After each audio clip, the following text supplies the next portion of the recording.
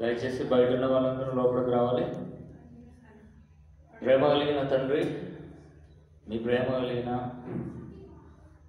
నామానికి, మీ పరిశుద్ధమైన పాదములకు స్తుతి చెల్లిస్తున్నాం. ఈ 2024 సంవత్సరం అంతా మమ్మల్ని కాచి కాపాడి మాకు కావలసిన ఈవులను ప్రసాదించి ఉల్లాసంతోనూ ఉత్సాహంతోనూ మంచి ఆరోగ్యం ఇచ్చి ఆయుష్యనిచ్చి కొన్ని నిమిషాలలో మరొక దయ కిరీటాన్ని, మరొక సంవత్సరాన్ని మా జీవితంలో ప్రసాదిస్తున్నందులకి వందనం చెల్లిస్తూ మీ యొక్క మాటలు మేము వినిచుండగా తగిన బుద్ధిని, తగిన జ్ఞానాన్ని మాకు ప్రసాదించండి. క్రీస్తు యేసు వారి పేరట ఈ ప్రార్థనకు సమర్పించి బ్రతిమలాడి వేడుకుంటున్నాం తండ్రి. ఆమేన్. ప్రేమైన దేవుని పిల్లారా, మరింతవరకు చాలా విషయాలు మీ నుండి నేర్చుకోవడం జరిగింది. దేవుడు ఒక్కొక్కరి మనసులో పెట్టిన ఆలోచనలు ప్రతి ఒక్కరూ వినాలి, ఆలోచించాలి, యోచన చేయాలి. అందుకే బైబిల్ ఒక్కరితో రాయించలేడు దేవుడు. సుమారు 40 మంది ప్రవక్తలు దేవుని పిల్లల చేత పరిశుద్ధాత్మను ప్రేరేపించి దేవుని మాటలను పలికించారు. కనుక ఈ 2024 సంవత్సరం చివరి నిమిషాల్లోకి మనం వచ్చాం. ఇక కొన్ని నిమిషాల తర్వాత 2025లో ప్రవేశింపబోతున్నాం. కనుక కొన్ని మాటలు మనం ఆలోచన చేద్దాం. అపోస్తలులైన పేతురు గారికి యేసుక్రీస్తు వారు ఈ లోకానికి కొరకు భూమి మీదకి రావడం జరిగింది. తన ప్రాణం పెట్టి సమాధి చేయబడి తిరిగి మృత్యుంజయుడై తిరిగి లేచిన తర్వాత కొన్ని రోజులు తనకు తాను కనపరుచుకోవడం, ఇక చివరిలో వెళ్ళిపోతున్నాడు. తండ్రి దగ్గరికి వెళ్ళడానికి సమయం ఆసన్నమైంది. ఇక తన శిష్యులతో ముచ్చటిస్తూ కొన్ని విశేషమైన సంగతులు చెప్పి వెళ్ళాడంటే, అందులోనే శిష్యులలో అగ్రగణ్యుడు ఎవరంటే అపోస్తలులైన పేతురు గారు. ఇక పేతురు గారిని ఉద్దేశించి యోహాను సువార్త 21వ అధ్యాయము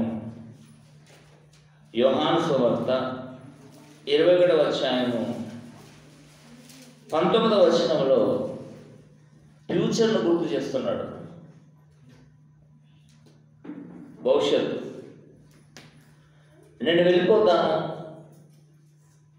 మీ దగ్గరికి ఆదరణకర్త వస్తాడు, ఇక మీరు ఏం చేయాలి అని చెప్తూ పేతురు గారిని ఉద్దేశిస్తూ, పేతురు, నువ్వు ఎట్టి మరణం వలన నా తండ్రి నీ తండ్రిని మహిమపరచబోతున్నావు. ఎట్టి మరణం వలన అనగానే, మరణం అనగానే మనకు భయం వేస్తుందండి. చావు, దేవుడికి చావైతేనే మహిమ కలుగుతుంది. మనిషి చనిపోయితేనే పరలోకానికి కంటే ముందు పరదేశికి వెళ్ళగలుగుతాడు. 90 కీర్తనల గ్రంథంలో మోషే గారు ప్రార్థన చేస్తూ మోషే గారి చేత రాయించిన మాటలు ఏంటంటే, నరులను నీవు మట్టికి మార్చుచున్నావు, నరులారా తిరిగి రండి. మనుషులను మట్టికి మార్చుచున్నావు, నరులారా తిరిగి రండి.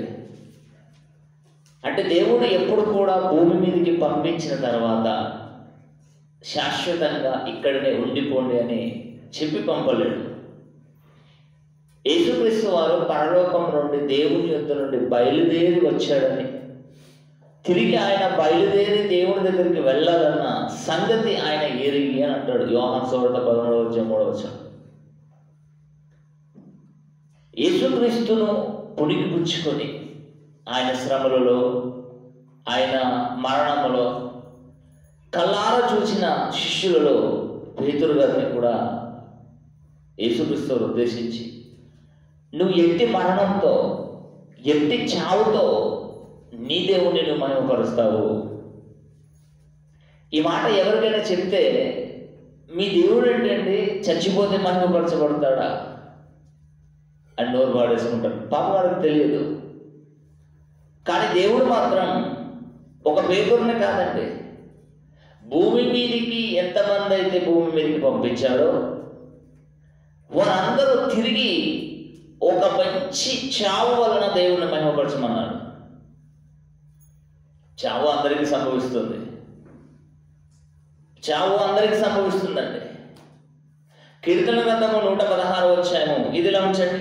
కీర్తన గ్రంథము 116వ అధ్యాయము 15వ వచనాన్ని మనం ఒకసారి చదవగలిగితే, కీర్తన గ్రంథము 116:17వ వచనం. యెహోవా భక్తుల మరణం ఆయన దృష్టికి విలువగలది. భక్తుల మరణం, భక్తులు మరణిస్తే ఆయన దృష్టికి ఆ మరణం విలువైనది. ఒక పేతురు గారు భక్తుడే. ఈ భక్తుడైన పేతురు గారిని యేసుక్రీస్తు వారు ఉద్దేశించి, పేతురు, నువ్వు ఎట్టి మరణంతో నీ తండ్రిని మహిమపరచబోతున్నావు ప్రశ్నించాడు.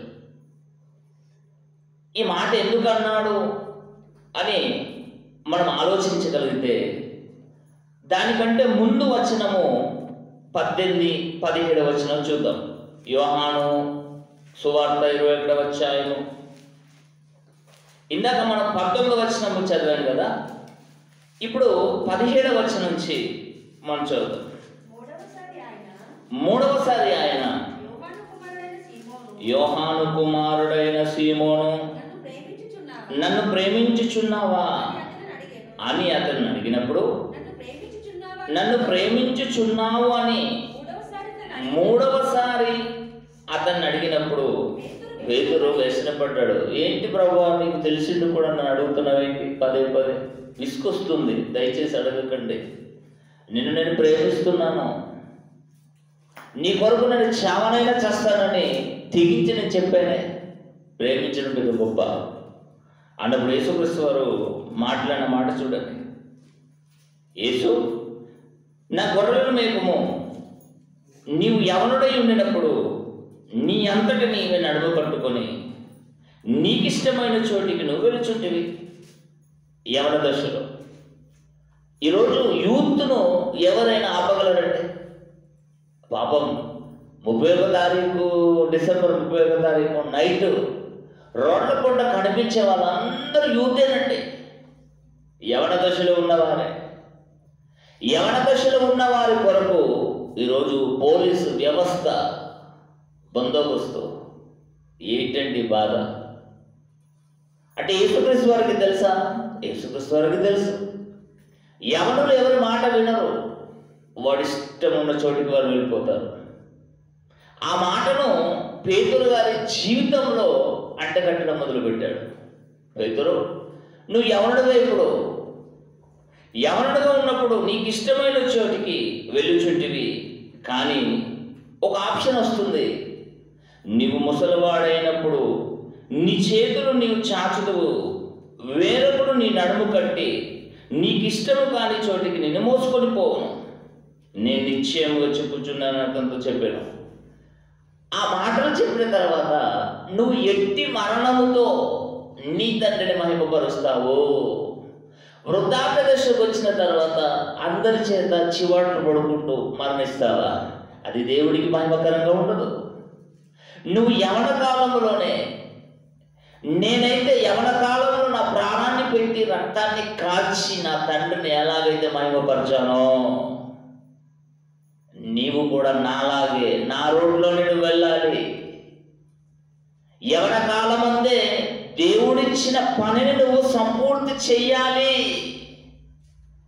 అలా సంపూర్తి చేసి నువ్వు మరణించాలి.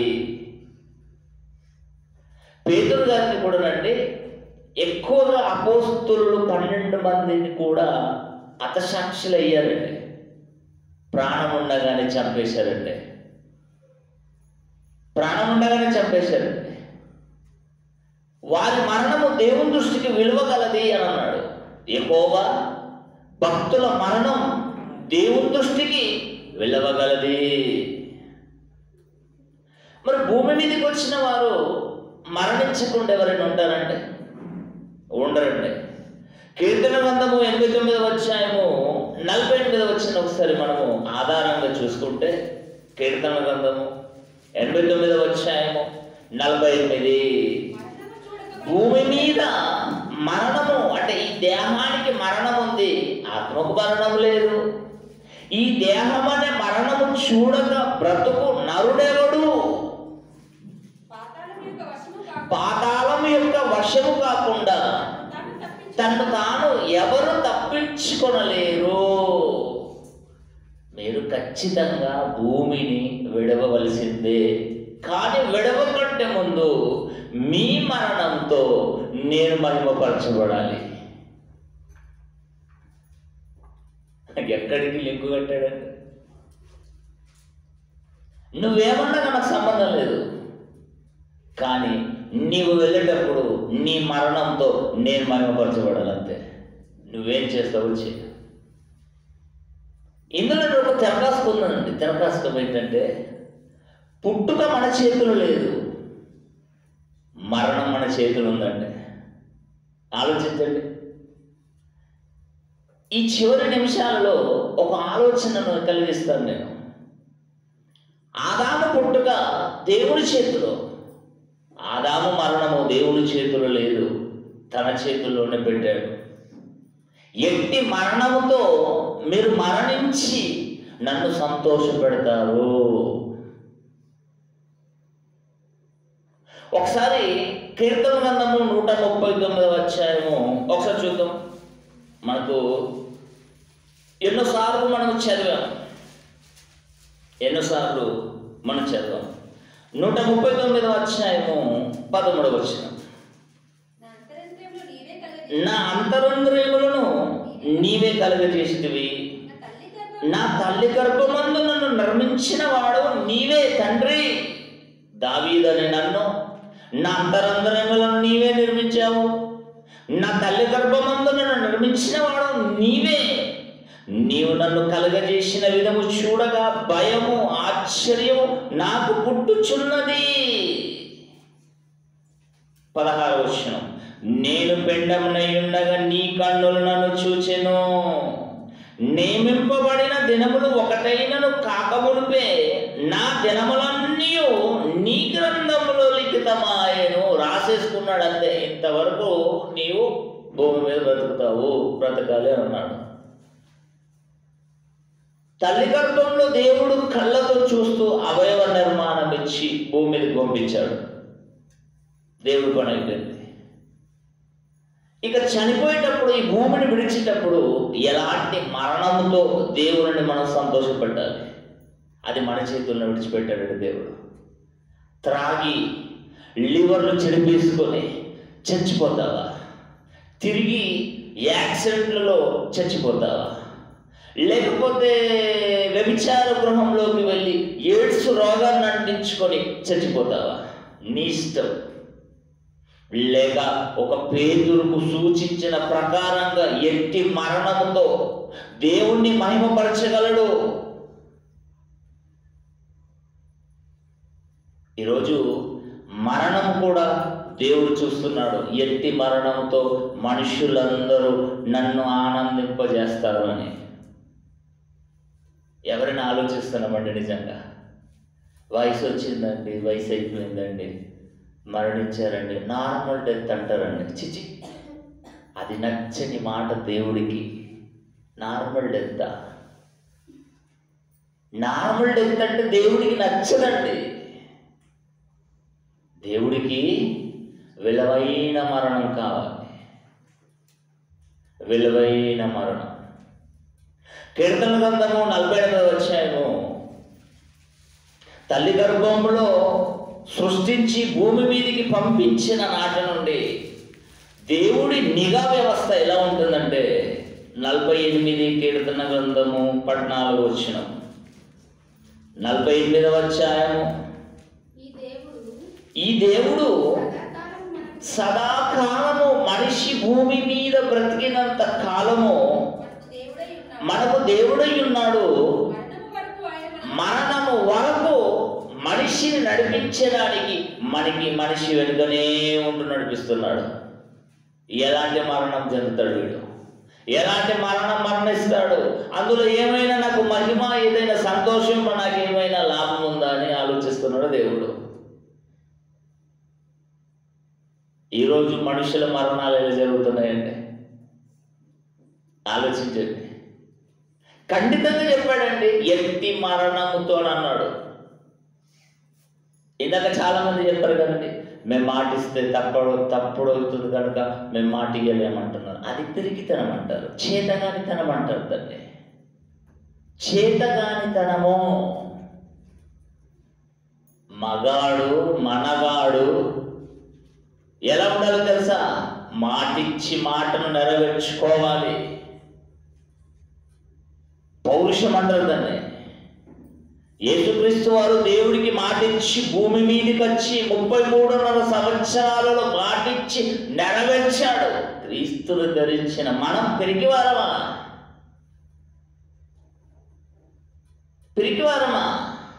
చేతగానితనం మనకు ఎందుకు వచ్చింది అంటే సాతాను ఎక్కడో ఇంజెక్షన్ వేసింది. నీ వల్ల కాదు పుసుక్కన మాడజారు అని, అమ్మాయి నీ వల్ల కాదు పుసుక్కన మాడజారము, అందరూ క్షేమైపోతామని బలహీనపడిపోతున్నాం. ఎందుకు బలహీనపడాలి? ఒక మాట అందామండి, మాటల మాట.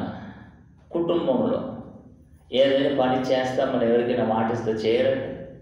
తల తాకట్టు పెట్టైనా, తల ప్రాణం తోకొచ్చినా నేను మాట ఇచ్చాను, ఖచ్చితంగా నేను చేసి తీరుతానంటే ఆయన దేవుడికి మాటిస్తే ఆ తర్వాత వచ్చి క్షమాపణ అడుగుతున్నారండి. సిగ్గుచేటు కాదండి.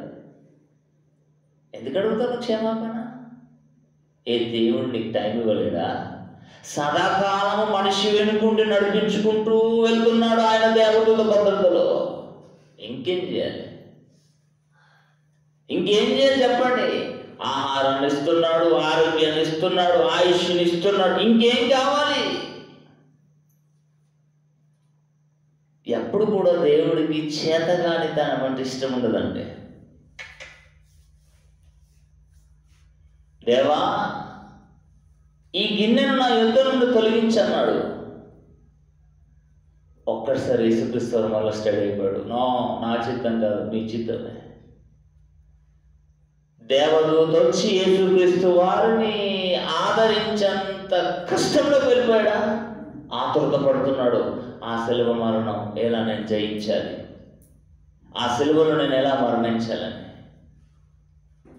దేవదూత వచ్చేసి బలపరిచిందండి. ఇదెంత ఆఫ్టర్, నువ్వు దేవుని కుమారుడు. మరి ఈరోజు మనకు దేవదూతలు వచ్చి బలపరచాలా? వాక్యం ఉంది కదండి మనం బలపరచడానికి. ఎందుకు పెరిగితనం, ఎందుకు చేతకానితనం చెప్పండి?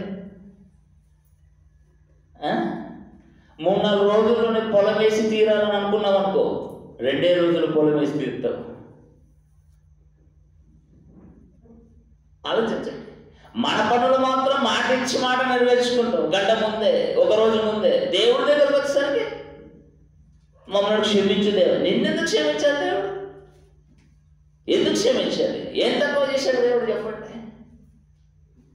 ఆ పనికిరాని మాటలు దేవుని సన్నిధిలో ఎప్పుడు కూడా మాట్లాడకూడదు. మళ్ళీ రిపీట్ కాకూడదు. దేవుడి పిల్లలారా, పుట్టుక మాత్రం దేవుడు భూమి మీదకి పంపించాడు, చావు మాత్రం మన చేతిలో ఉంది. ఎవరు ఆలోచిస్తున్నారు చెప్పండి? రోగాల బారిన పడి చచ్చిపోతున్నావా? యాక్సిడెంట్లు పడి చచ్చిపోతున్నావా? ఎలా చనిపోతాం చెప్పండి? లేకపోతే దేవుని పనిలో వీరమరణం పొందుదాం. భక్తుల మరణం ఆయన దృష్టికి విలువైనది అన్నాడు. ఈ మాటలు చెప్పాను అనుకోండి, అందరూ బాధపడతారు. అంతేకాదు, బాధపడినా బోధపడాలి. బోధపడకపోతే కుదరదండి. ఫైనల్ స్టేజ్లో వచ్చేసాం మనం. ఇప్పుడు యేసుక్రీస్తు వారి రెండవ రాకడ సమీపం అవుతుంది. నోవాహు దినములలో ఎలాగుండునో మనిషి కుమారుడు రెండవ రాకడ అలాగనే ఉండును. లోతు దినములో ఎలాగుండెనో మనిషి కుమారుడు రెండవ రాకడలో దినములు అలాగుండను. సేమ్ రెండు యాజిటీగా జరుగుతున్నాయి. ఎక్కడ చూడండి ఇళ్ళు, పెళ్ళిళ్ళు, నారు నాటుచు, పొలాలేస్తూ. ఇక లోతు దినములో కామాంతులండి, ఎక్కడ చూసినా వ్యభిచారమే, ఎక్కడ చూసినా అత్యాచారాలే, ఎక్కడ చూసినా చెరపడాలే. ఆయన రాకడ సమీపం అవుతున్నప్పుడు మనం ఎలాంటి మరణం పొందాలని ప్రతి ఒక్కరు నిర్ణయించుకోవాలి. దేవుని పిల్లలారా, మన మరణంతో దేవుణ్ణి మహిమపరచాలి. ఇలాంటి గొప్ప గొప్ప ఆలోచనలు ఆలోచించాలి. చిన్న చిన్న ఆలోచన ఆలోచించకూడదు. ఊరికైనా మనం భూమి మీదకి దేవుడు పంపించాడు, ఎంపిక చేసి పంపించాడు. మనడు సెలెక్ట్ పర్సన్స్. మనము ఇక్కడికి వచ్చి చేతలేస్తాను మాటలు మాట్లాడితే దేవుడు ఊరుకుంటాడా? వింటాడా? చెవుడు మూసుకుంటాడండి. చిచి, ఏం మాట్లాడతారండి? మాట మాట్లాడితే కూడా కొంచెం అందులో ఫైర్ ఉండాలి. దేవుని సన్నిధికి వచ్చి అనాలోచనగా మాట్లాడకూడదు. నీవు దేవుని మందిరానికి వెళ్ళినప్పుడు మన ప్రవర్తనను జాగ్రత్తగా చూసుకొని వెళ్ళమన్నాడు. మళ్ళీ 25 వస్తుంది, మళ్ళీ ఇదే మాట మాట్లాడదు. ఎప్పుడు ఎందుకు క్షమించాలండి దేవుడు?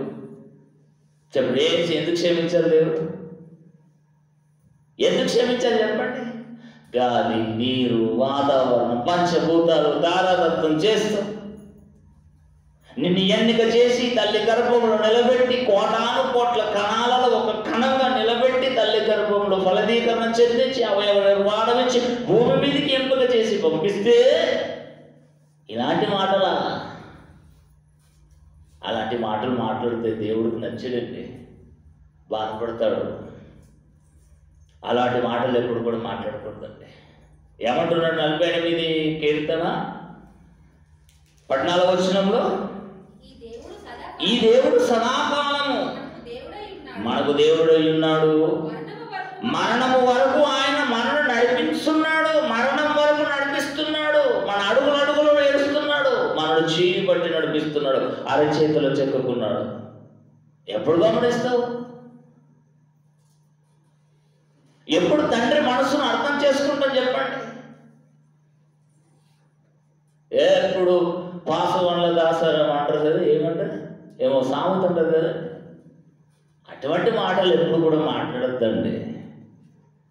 ఏమన్నా జీవితంలో ఒక కుమారుడు పెళ్లి చేయాలన్నా, ఒక కూతురు పెళ్లి చేయాలంటే తల తాకట్టు పెట్టేగానే చేస్తానంటారే.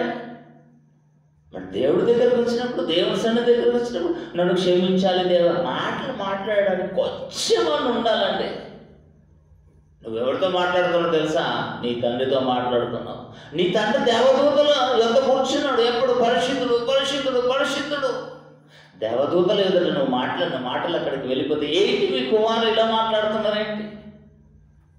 ఇలా మాట్లాడిన వాళ్ళందరూ ఏమైనా చిన్న పిల్లకాయలు అనుకుంటున్నారా? ఎన్ని సంవత్సరాలు ఈ మాటలు? ఎన్ని సంవత్సరాలు ఈ మాటలు చెప్పండి. తప్పు మాట్లాడుతున్నా, అలాంటి మాటలు మాట్లాడకూడదు. మనిషి అన్నవాడు ఎంపిక చేయబడిన వాడు కనుక గట్స్తో మాట్లాడాలి. ఖచ్చితంగానే చేసి తీర్తాను అంతే. అందులో ప్రాణం సైతం వెళ్ళిపోయినా పర్వాలేదు. అటువంటి మరణం దేవుడికి మహిమకరంగా ఉంటుంది.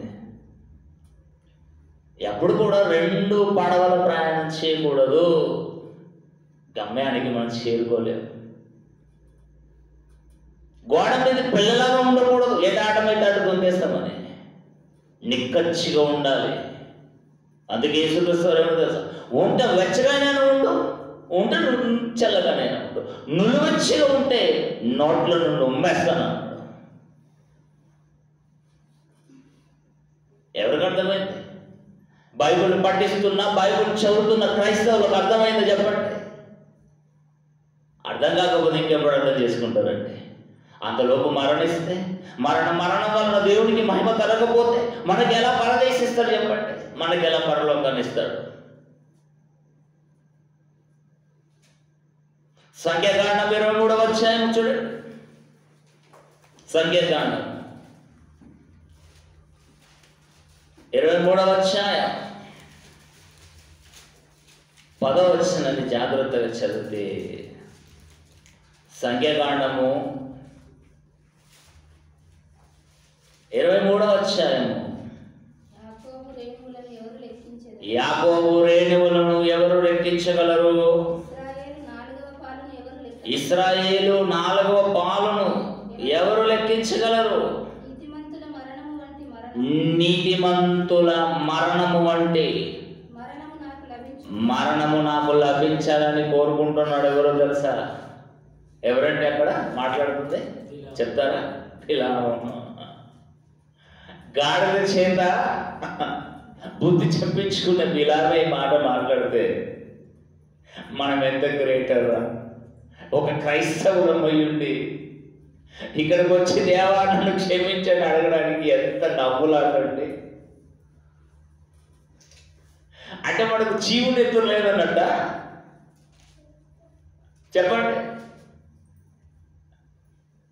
అలాంటి మాటలు మాట్లాడద్దు. నాకే ఇరిటేషన్ వస్తుంది ఆ మాటలు వింటా ఉంటే నాకు. ఇక దేవుడికి ఇంకెంత ఇరిటేషన్ వస్తుందండి. ఎప్పుడు కూడా దేవుడు చేతగానితనం అస్సలు నచ్చదండి. కనుక దేవుడి ప్రకారం సత్యాన్ని నేర్చుకుంటున్న మీరు సత్య సంబంధమైన సత్క్రియలు చేయడానికి ముందుకు రావాలి. పోయిన 24 సంవత్సరం 31 నుంచి ఈ 24, 23, 31, 24, 31 వరకు సంఘములో కానీ దేవుని రాజ్యంలో కానీ ఏ ఒక్క ఆత్మనైనా నడిపించారా? ఒక్కరు ఒక్క ఆత్మను నడిపిస్తే 10 మంది ఉంటే 10 మంది ఆత్మలు రక్షణలోకి వస్తాయి. అందరూ తమ సొంత పనులనే చూసుకుంటున్నారు, సొంత కార్యములనే.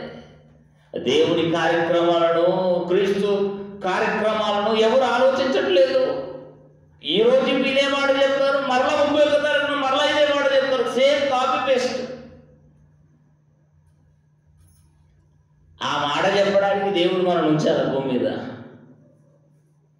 ఎంత నీరు వేస్ట్, ఎంత గాలి వేస్ట్, ఎంత సూర్యరశ్మి వేస్ట్, ఈ ప్రకృతి వేస్ట్. సంవత్సరం పాటు కాపాడాడు. సంవత్సరం పాటు కాపాడిన తర్వాత 2025వ సంవత్సరం కూడా మన జీవితంలోకి దేవుడు ప్రవేశింప చేస్తున్నాడు. మనలో చలనం లేకపోతే దేవుడు ఆకాంక్షిస్తున్నాడు, నా పిల్లలు ఎట్టి మరణంతో నన్ను మహిమపరుస్తారు. చూడాలనుంది, 1000 కళ్ళతో చూస్తున్నాడు. భూమి మీద ఒక్కరు తన కుమారుని సంఘంలోకి వస్తే ఎంత ఆనందపడతాడో. కోటాను కోట్ల దేవదూతల చేత పండుగ వాతావరణం ఏర్పడుతుంది. ఈరోజు ఏర్పడింది ఈ మెట్పల్లి సంఘంలో చేర్చబడిన, క్రీస్తు సంఘంలో చేర్చబడిన పిల్లల నిమిత్తం. ఇదే ఆనందం చివరి ఎట్టి మరణముతో నన్ను మహిమపరుస్తారు. నేను ఎలా పండుగ చేసుకోవాలి మీ మరణంతో అంటున్నాడు. ఎలాంటి మరణం మనకు రాబోతుంది చెప్పండి? ఎలా మరణిద్దాం చెప్పండి? దేవుని పిల్లలారా, మరణము ముగింపు కాదు, మరణ ద్వారం అంటాడు. అంటే మహాలోకానికి ప్రవేశించే ద్వారమే మరణం. ఆ మరణించేటప్పుడు ఆడంబరంగా వెళ్ళాలి, గొప్పగా గ్రేట్గా వెళ్ళాలి.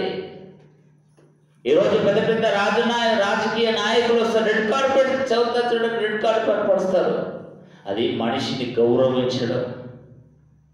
విలువగల వ్యక్తులకే రెడ్ కార్పెట్ వేస్తారంటే దేవుడు మనకు కూడా పరదేశికి రెడ్ కార్పెట్ వేసి మిమ్మల్ని తీసుకొని రావాలని ఉంది.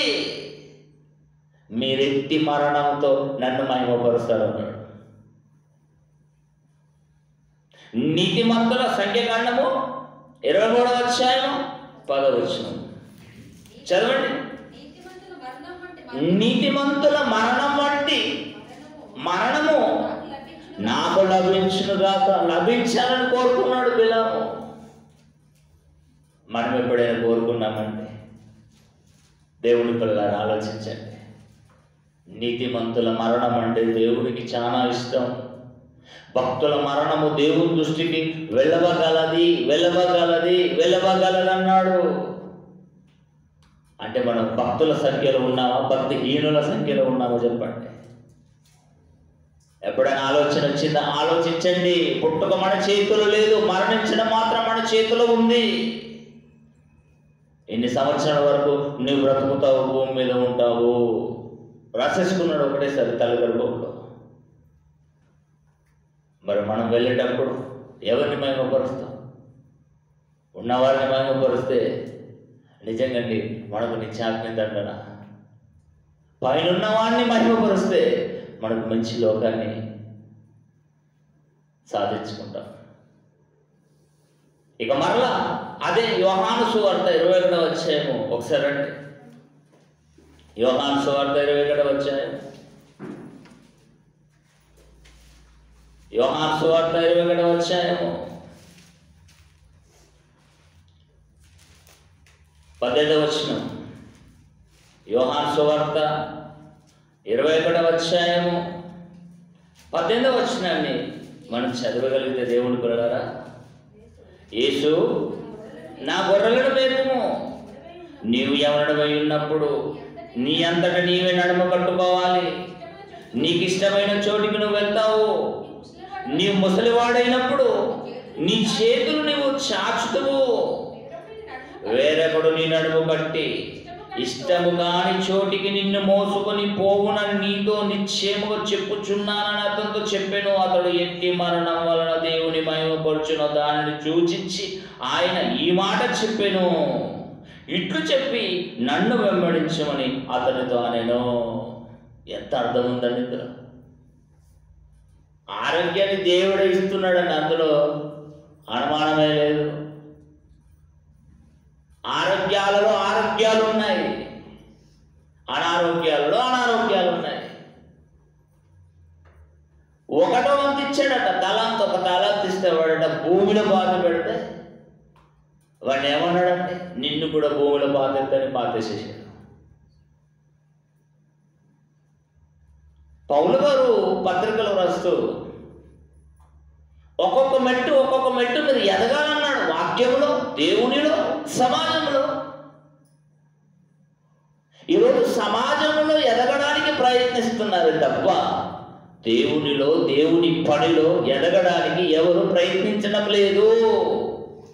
ఎక్కడేసిన గొంగడు అక్కడనేనండి, ఎక్కడేసిన గొంగడు అక్కడనే. ఈరోజు 10 మందితో ఒక సంఘాన్ని స్టార్ట్ చేసుకుందామన్న ఆలోచన కలిగి ఉన్నారు తప్ప ఉన్నదాన్ని డెవలప్మెంట్ చేయాలన్న ఆలోచన ఎవరికి కూడా లేదండి.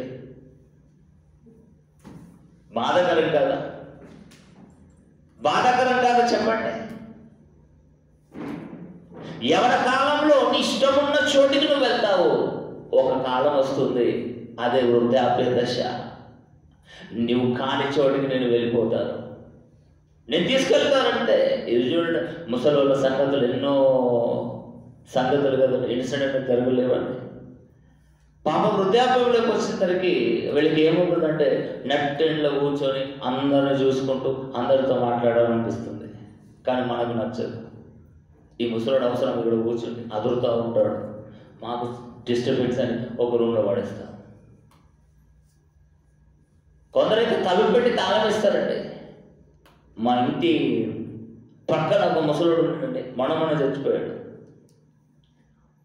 అతన్ని ఇంట్లో ఉంచి తాళం వేస్తారండి. దడ దడ దడ దడ కొడతానే ఉంటాడు. నన్ను బయటకు తిప్పండి, నేను బయటకు రావాలి. నువ్వు బయటకు వస్తే మేము లోపలికి వెళ్ళవలసి వస్తుంది. కనుక మేము బయట ఉంటాం, నువ్వు లోపల ఉంటావు. మరణించాడు. ఆ మరణం వల్ల దేవుడికి ఏమైనా ఉపయోగపడిందో చెప్పండి.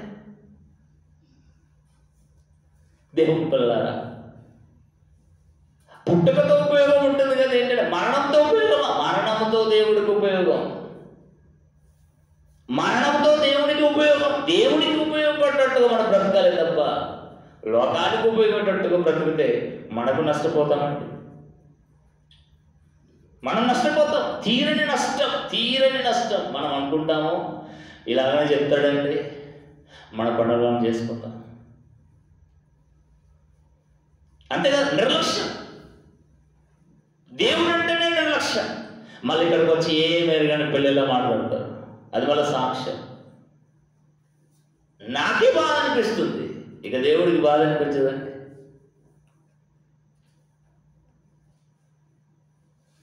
ఆలోచించండి. ఇక యేసుక్రీస్తు వారు పేతురు గారికి సూచించిన ప్రకారం మరలా తన పత్రికలో గుర్తు చేస్తారు. చూడండి, పేతురు గారు రాసిన రెండవ పత్రిక, పేతురు గారు రాసిన రెండవ పత్రిక, పేతురు గారు రాసిన రెండవ పత్రిక మొదటి అధ్యాయం, పేతురు గారు రాసిన రెండవ పత్రిక మొదటి అధ్యాయము 13వ వచనం చదువుదాం. మరియు మన ప్రభు అయిన యేసుక్రీస్తు నాకు సూచించాడు. ఎక్కడ? యోహాను సువార్త 21వ అధ్యాయం 18, 17, 16, 19లో నాకు సూచించిన ప్రకారము నా గుడారం అంటే నా దేహాన్ని, నా శరీరాన్ని విడిచిపెట్ట కంటే ముందే వచ్చినని ఎరిగి నేను ఈ గుడారంలో ఉన్నంత కాలము ఈ సంగతులు జ్ఞాపకము చేసి మిమ్మును రేపుట న్యాయమని ఎంచుకొనుచున్నాను. అలా చేసినందుకు చంపేశారండి పేతురు గారిని. తెలుసా, హతసాక్షి అయిపోయారండి. హిస్టరీలో రాసింది ఏంటంటే పేతురు గారిని తల కిందికి పెట్టి కాళ్ళు మీదికి కట్టి చంపేశారు. మంట పెట్టి చంపేశారు. హతసాక్షి అయ్యాడు. ఈ మాటలు చెప్పినందుకేనండి. తర్వాత చూడండి, నేను మృతి పొందిన తర్వాత కూడా మీరు నిత్యము వీటిని జ్ఞాపకము చేసుకొనున్నట్లు జాగ్రత్త చేతును. ఈ తరంలో ఉన్న మనము రాబోయే తరానికి ఏమి జాగ్రత్త చేసి వెళ్ళాలి? మనం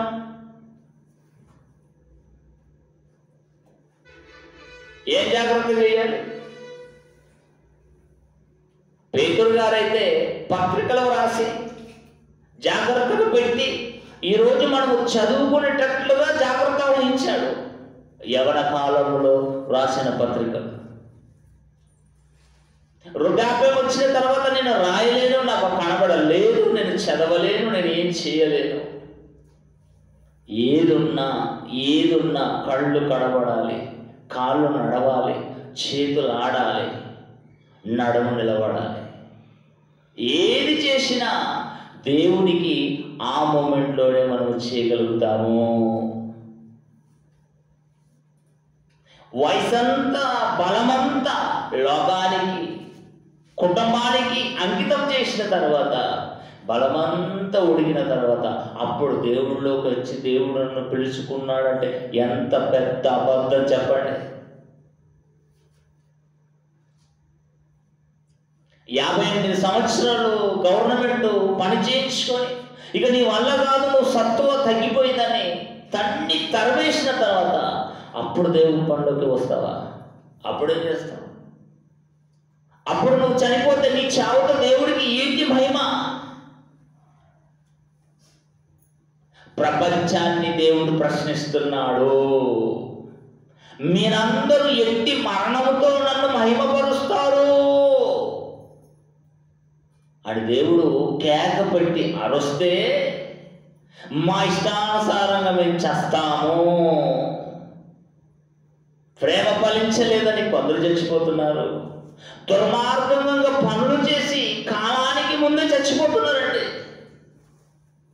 అంతే కదండి. ఒక మాట చూస్తారు, ప్రసంగి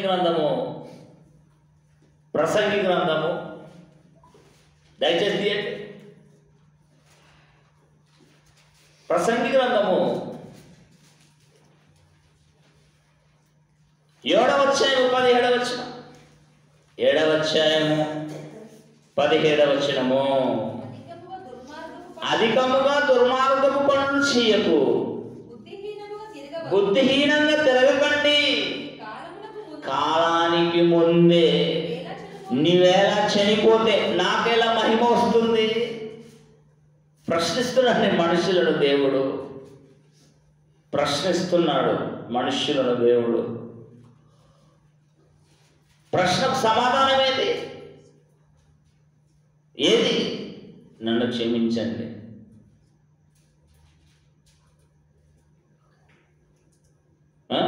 ప్రసంగి గ్రంథం 7వ అధ్యాయం 17వ వచనం అండి.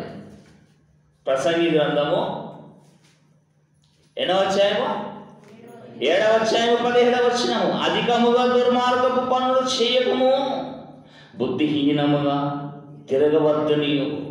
నీ కాలానికి ముందు నువ్వు ఎలా చనిపోతావు బిడ్డ? ఆ చనిపోయే చావులో నాకు ఎంత మాత్రం మహిమ ఉంటుందా? దుష్టుడు దుష్టంతో మరణిస్తే నాకేమైనా సంతోషమా అని అన్నాడు దేవుడు. దుష్టత్వంలో నుండి మారి నా కుమారుని స్వీకరించి, బాప్తిసము తీసుకుని నా కుమారుని స్వీకరించి అప్పుడు నువ్వు మరణించాలి. నీ మరణం వలన నేను సంతోషపడాలి. ఇదంతా రివర్స్ చెప్పండి. మన మరణం వలన మన కన్న తల్లిదండ్రులు బాధపడితే ఆత్మలకు కన్న తండ్రి అయిన దేవుడట సంతోషపడతాడట. ఈరోజు మరణం చావంటే నిజంగా ఆవిడ దూరం ఉంటున్నారంటే, చనిపోయిన శవము ఒడ్డొస్తే వీడు ఆ శవం ఇంట్లో వస్తే వీడి సందులోకి వెళ్ళిపోతాడు. అంత భయమ? అంత భయం ఉంటున్నాడు చావుతో దేవుడికి ఎలా భయం వస్తుందని చెప్పండి. ఎదురు నీళ్లకు ఎదురు నిలవాలి. చావును జయించాలండి. క్రీస్తు యేసు వారు చావును ఎలా జయించాడో, క్రీస్తును ధరించిన ప్రతి ఒక్కరూ దేహానికి రక్తం, దేహానికి ప్రాణము రక్తం, ఆ రక్తముతో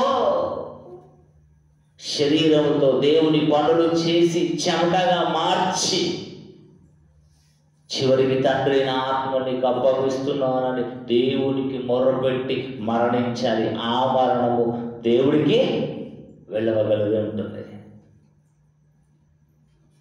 ఎవరి మరణాలు అలా ఉన్నాయి చెప్పండి దేవుడి పిల్ల.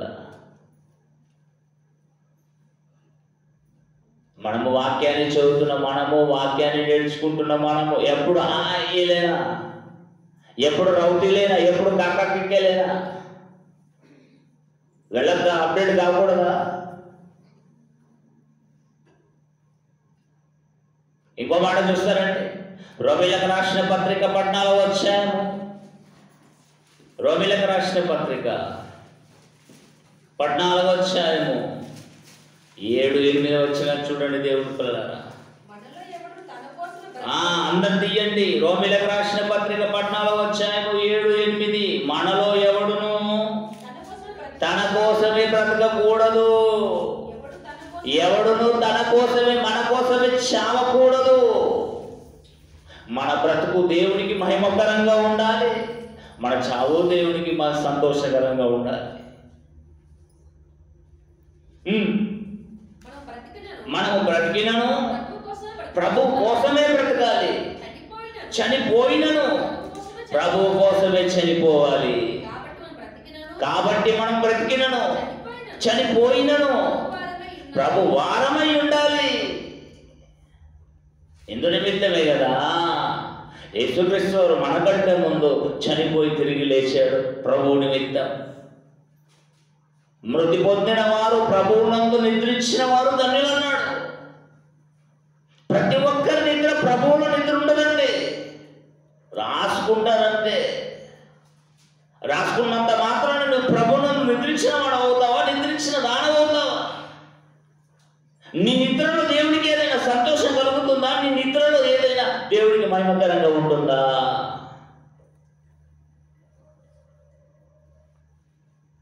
దేవుడి మనస్సు అస్సలు అర్థం కాలేదండి.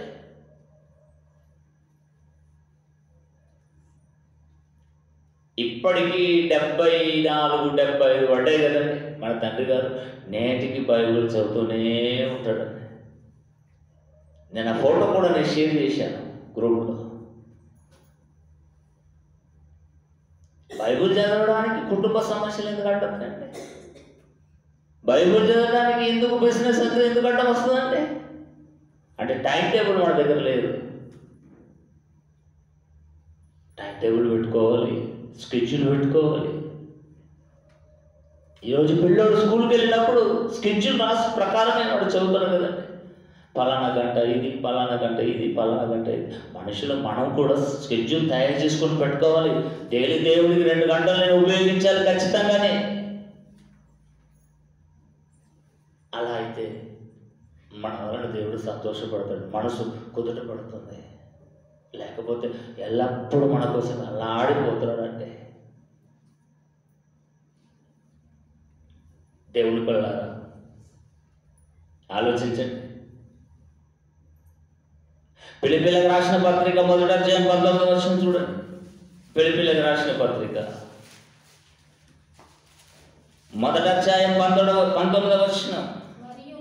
మరియు నేను ఏ విషయంలోనూ నేను సిగ్గుపడను, ఎప్పటి వలనే ఇప్పుడును పూర్ణ ధైర్యంతో బోధించడం వలన నా బ్రతుకు మూలముగానైనను సరే, చావు మూలముగానైనను సరే, క్రీస్తు నా శరీరమందు కనపరచబడాలి. మిగులు అపేక్షించాడట. ఎవరు? పౌలు గారు. అపేక్షించుచున్నానన్నాడు. నేను మిగులు అపేక్షించుచు నిరీక్షించుచున్న ప్రకారముగా మీ ప్రార్థనలను యేసుక్రీస్తు యొక్క ఆత్మ నాకు సమృద్ధిగా కలుగుట వలన ఆ ప్రకటన నాకు రక్షణార్థంగా పరిణమించినది నేను ఎరుగుదును. నా మట్టుకైతే బ్రతుకుట క్రీస్తే, చావైతే లాభం. పౌలు గారి మరణం వలన దేవుడు ఎంతగా మహిమపరచబడ్డాడండి. నేను క్రీస్తును పోలి నడుచుకున్న ప్రకారం మీరు నన్ను పోలి నడుచుకోమన్నాడు. అంతగా కాకుండా కొంచెమైనా మనలో ఉండాలా ఉండదా చెప్పండి? 24 గంటలు 365 రోజులు కుటుంబానికి లోకానికి దారపోసిన తర్వాత దేవుడికి ఎలా దారపోతుందని చెప్పండి? సంవత్సరాలు అవుతుంది. మన ద్వారా ఒక్క ఆత్మనైనా దేవుడి దగ్గరికి నడిపించామా? అలా నడిపించకపోతే నిజంగానే మన బ్రతికి ఎందుకరా చెప్పండి?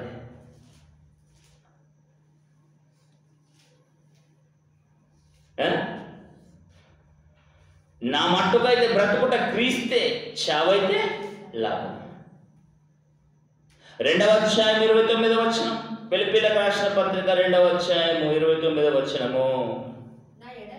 నా ఎడల మీ ఉపచర్యలో ఉన్న కొదవను తీర్చుటకై అతడు తన ప్రాణమునైనను లక్ష్య పెట్టక క్రీస్తు యొక్క పని నిమిత్తము చావునకు సిద్ధమయ్యుండెను. ఎవరు?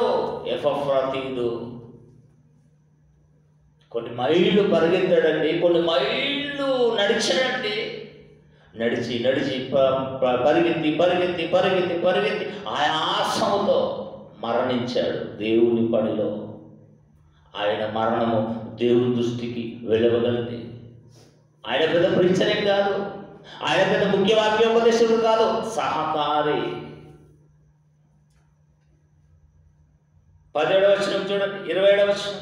నిజంగా అతడు రోగి అయిన చావునకు సిద్ధమై ఉండెను,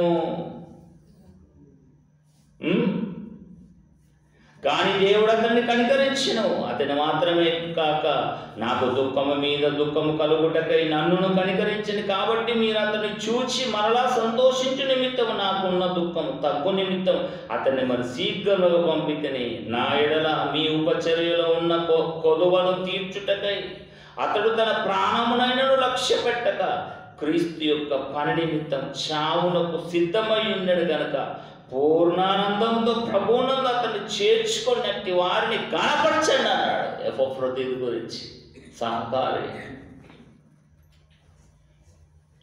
ఈరోజు మనం మనుషులు ఎదుట గణపరచబడడం లేదంటే సరైన చర్యలు మన దగ్గర లేవండి.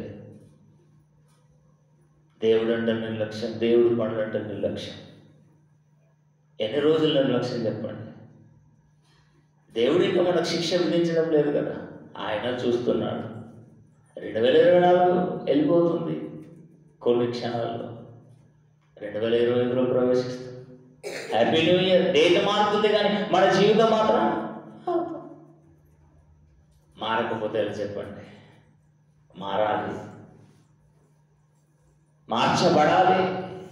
ప్రతి ఒక్కరు కంకణం కట్టుకోవాలి, ప్రతి ఒక్కరు నడుము కట్టుకోవాలి. ఈ 25వ సంవత్సరంలో నా వంతుకు ఒక్క ఆత్మ, ఒక్కటేనండి, 2, 3, 4 పదులు కాదు, ఒక్క ఆత్మ.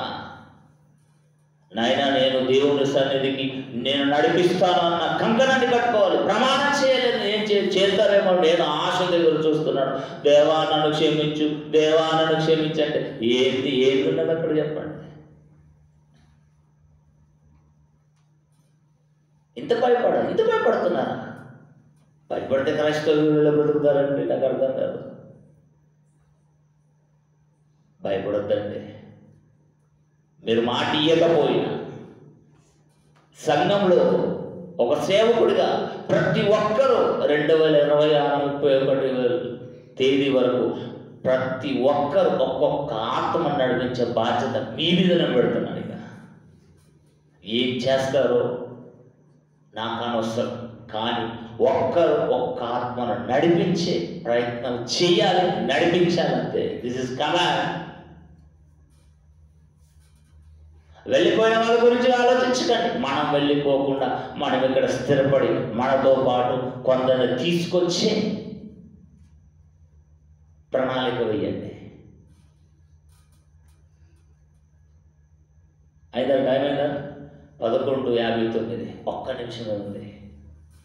కనుక దేవుని పిల్లలారా, ఈ 24 సంవత్సరం చివరి క్షణం. ఓకే, అయిందండి. నూతన సంవత్సర శుభాకాంక్షలు మీ అందరికీ. హ్యాపీ న్యూ ఇయర్ 2025 సంవత్సరం. అంటే వాక్యంతో మనము కొత్త సంవత్సరం ప్రవేశించాలన్నది నా ఆలోచన. బాధపడకండి, మనసులు ఉంచుకోకండి. కఠినమైనప్పటికీ కూడా దేవుని మాటలతో ఆదరించబడాలి మనందరం. కనుక దేవుడికి మన వలన, మన బ్రతుకు, మన జీవితం వలన వాడిని తీసుకుని రావాలి. దేవుడికి బల అనే ప్రతి ఒక్కరి గురించి దేవుడు ఒక మంచి స్టేట్మెంట్ ఇవ్వాలని నేను కోరుకుంటున్నాను. అలా ఈ 25వ సంవత్సరంలో నిలబడతారని దేవునికి వన్నె తెచ్చేవారిగా ప్రతి ఒక్కరూ ముందుకు రావాలని నేను ఆశిస్తున్నాను. ఎందుకంటే మీ భారం, మీ బాధ్యత నా మీదనే ఉంటుందండి. ఎక్కువ ఆలోచించేవాడిని నేనే.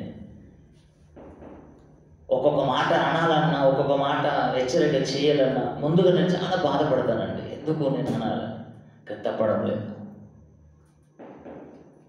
కనుక వాక్యంతో మనమందరం సరి చేసుకోవాలి.